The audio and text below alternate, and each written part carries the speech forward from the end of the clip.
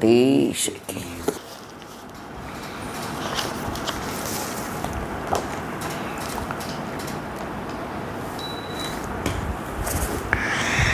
કાલે આપણે 20મા ચંદ્રાવલાને વિરામ આપ્યું તો ઓ બાપા રે વલ્લભ વલ્લભ, આજે 21મા.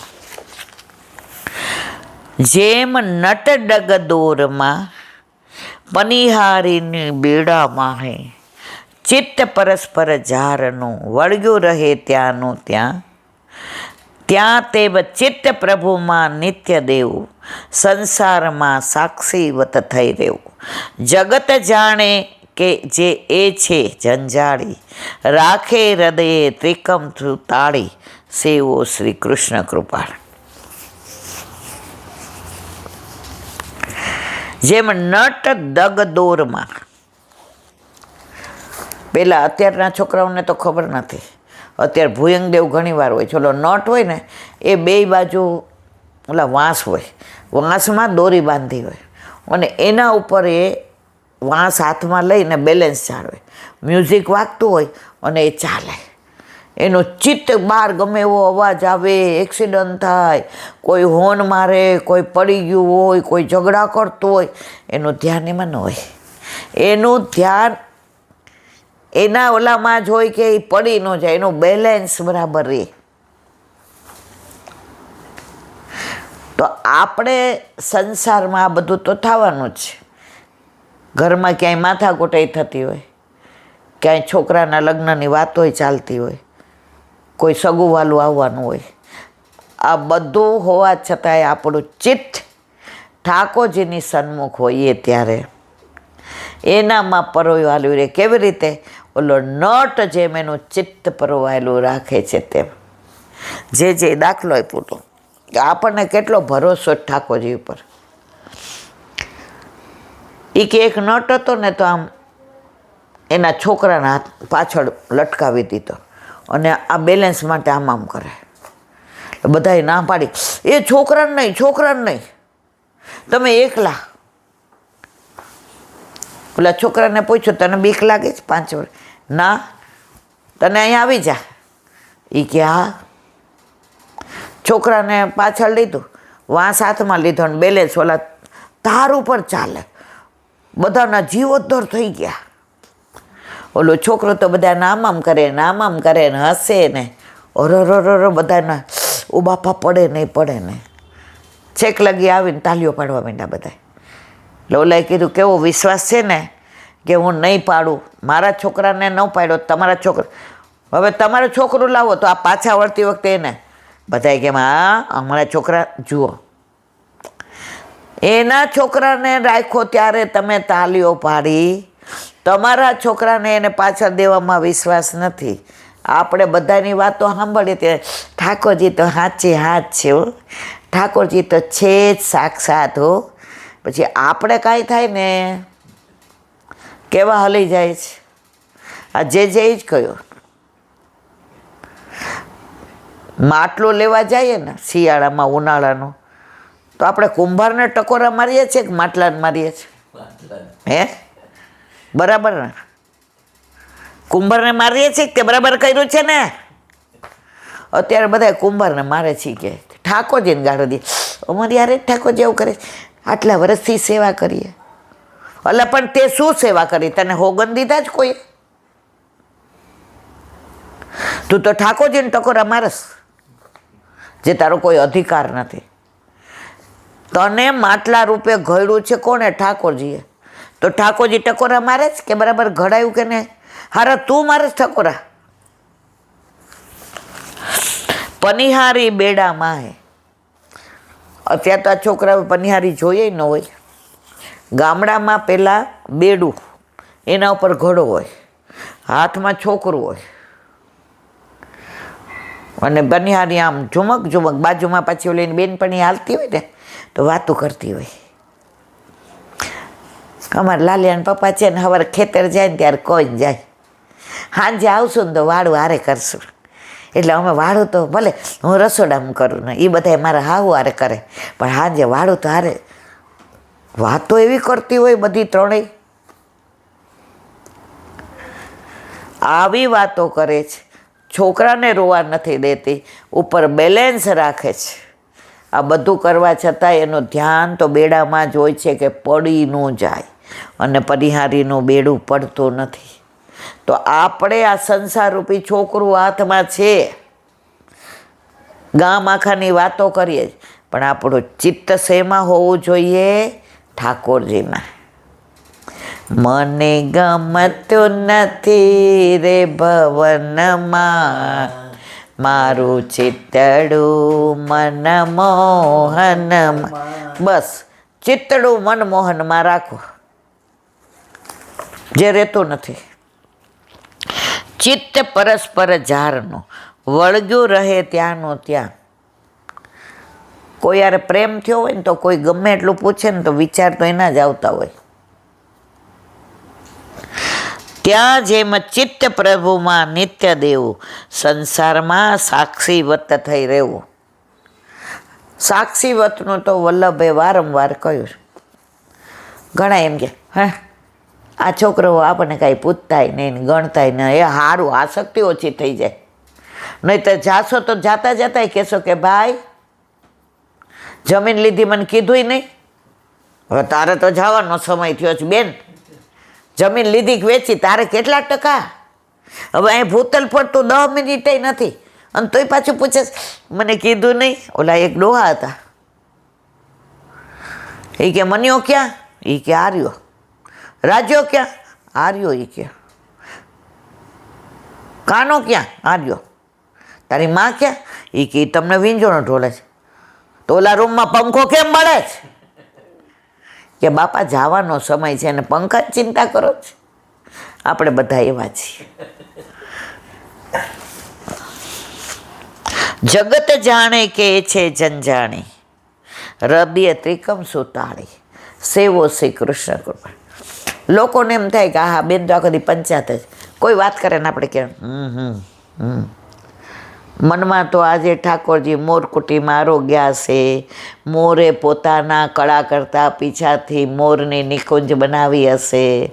અંદર સિંહાસન પર ઠાકોરજીને સામને જે બિરાજ્યા હશે. યુગલ સ્વરૂપે આટલા બધા ભક્તોના થાળ હશે, એમાંથી આપણો થાળ જોઈને કીધું હશે માં આવ, તારા માથે બિરાજતું સ્વરૂપ તારી રાહ જુએ છે, મને ને સામનેજીને થાળ પધરાવી જા અને ટેરો કરી દે.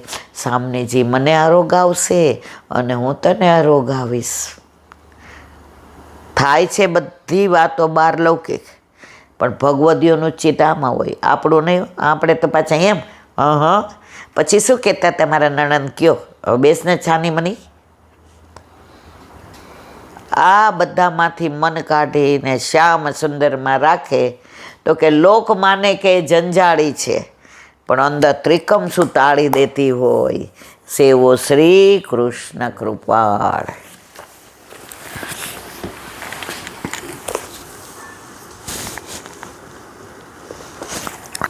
શ્રી વલ્લભાધીશ. સુબોધી નીચેનું પાન વલ્લભ કરાવે તો થાય, આને સ્પર્શ કરવો આપણા બસની બાતને. ભગવાન દ્વારિકામાં પધાર્યા. અત્યાર સુધી બહારથી બધી જે સ્ત્રીઓનો બધી વાતો આવી, હવે દ્વારિકામાં પધાર્યા.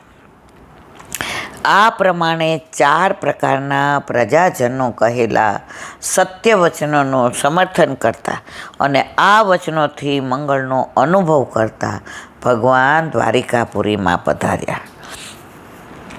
એતિ ચોદરીતા વાચ પ્રજાનામ ભક્તવત્સલ શૃણ્વાનુગ્રહમ દ્રષ્ટયા વિતન્વાશીષ પ્રીતમ. અર્થ: આ પ્રમાણે પ્રજાજનોની કરેલી સ્તુતિ સાંભળતા ભક્તવત્સલ ભગવાન શ્રી કૃષ્ણ દ્રષ્ટિ દ્વારા સર્વ પર અનુગ્રહ કરતા દ્વારકાપુરીમાં પધાર્યા. ઠાકોરજીને એક દ્રષ્ટિ જ કાફી છે. સુબોધિનીજી મૂળ શ્લોકમાં ચ મૂકી બતાવ્યું છે કે આ 4 પ્રકારના પ્રજાજનો ઉપરાંત પણ અનેક પ્રકારના અન્ય પ્રજાજનો પણ જુદી જુદી રીતે ભગવાનની સ્તુતિ કરી. પ્રજાનામ બધી કક્ષાના પ્રજાજનોએ ભગવાનની સ્તુતિ કરી. એમાં ભગવાન કોઈ પણ પ્રકારનો દોષ જોતા નથી.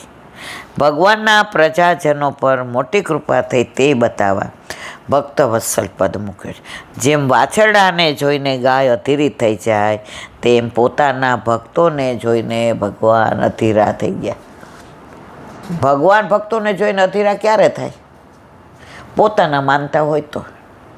આપણા ઠાકોરજી આપણને પોતાના માને છે એટલે ક્યારેય આપણું અહિત નથી થવા દેતા.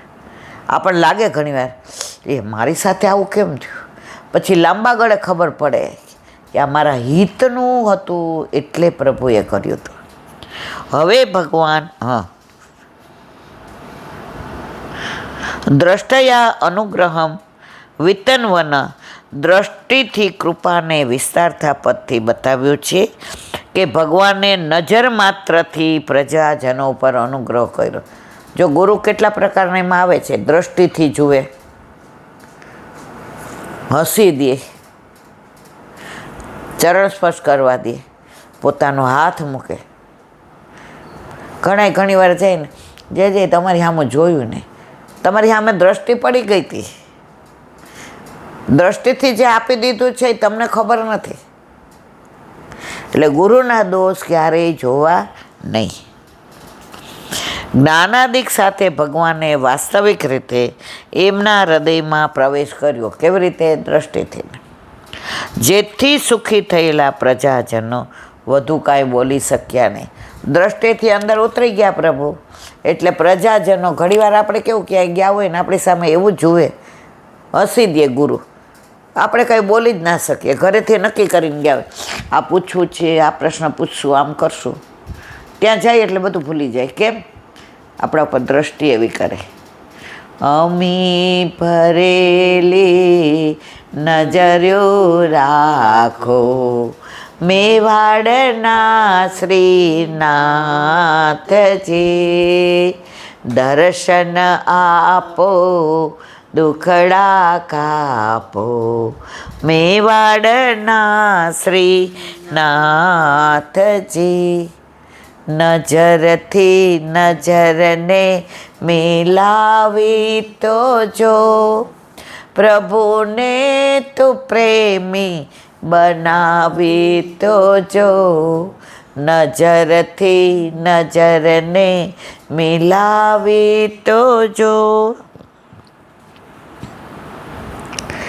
પ્રાવિશતપુરીમ પછી પુરીમ દ્વારકાપુરીમાં પ્રકર્ષણ ઘણા આદર સત્કાર સાથે આ વિશે પ્રવેશ કર્યો.